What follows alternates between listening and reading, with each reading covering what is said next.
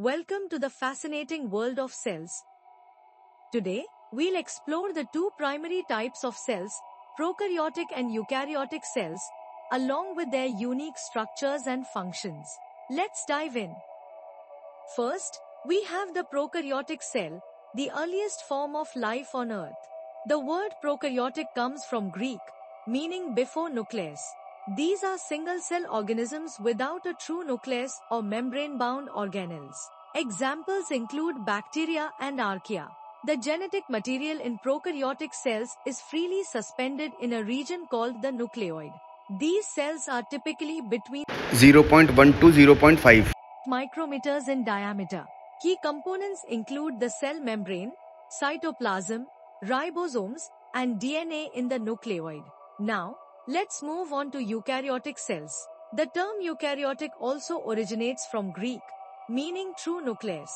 These cells contain a well-defined nucleus enclosed by a nuclear membrane and have various organelles.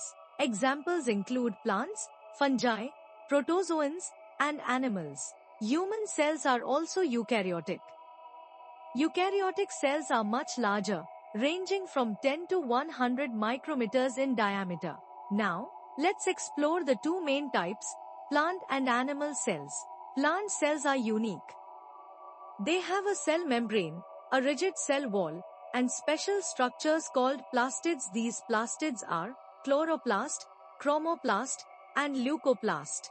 Chloroplasts contain chlorophyll and play a crucial role in photosynthesis, making food for the plant.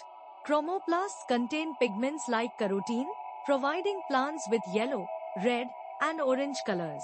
Leucoplasts are colorless and store essential nutrients such as oils, fats, carbohydrates, and proteins. The plant cell wall is mainly composed of cellulose, providing strength and support. Now, let's explore animal cells. Unlike plant cells, they lack a cell wall, plastids, and have unique organelles such as lysosomes and centrosomes. The animal cell membrane, also known as the plasma membrane, consists of a lipid bilayer made of phospholipids, cholesterol, and proteins.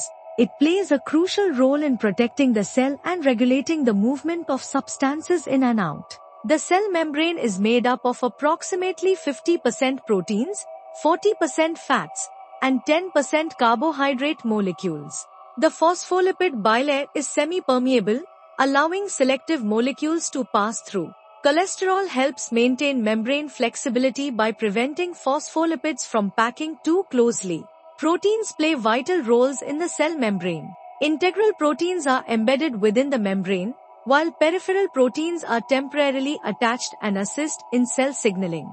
Carbohydrates on the membrane form glycoproteins and glycolipids, which help in cell recognition and communication. The cell membrane is essential for transporting nutrients into the cell while removing toxic substances. It ensures cell protection and efficient communication. And that's a wrap on the fascinating world of cells. So stay curious and keep exploring. Don't forget to like, share, and subscribe.